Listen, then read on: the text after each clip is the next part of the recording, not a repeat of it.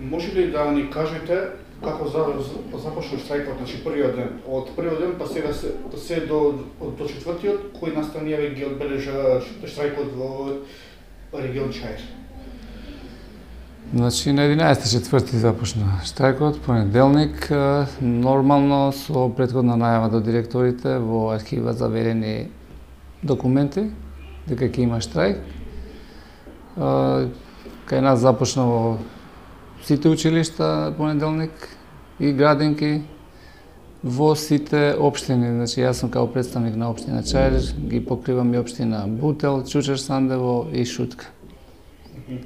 Значи, штрајкот се одвива нормално, нема некакви обструкции, нешто слично во регион Чаир?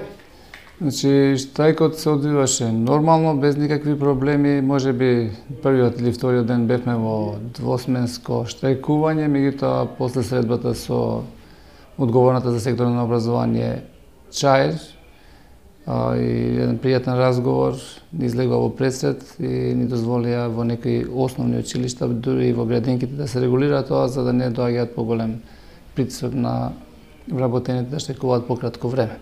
Така да од среда веќе вчера почнуваме да штрајкуваме во основните училишта и во градинките со скратено работно време, едносменски. Какви се вашите очекувања од штрајкот? Мислите ли дека ќе успеете преку штрајкот да ја притиснете владата да ги исполни вашите барања како синдикат?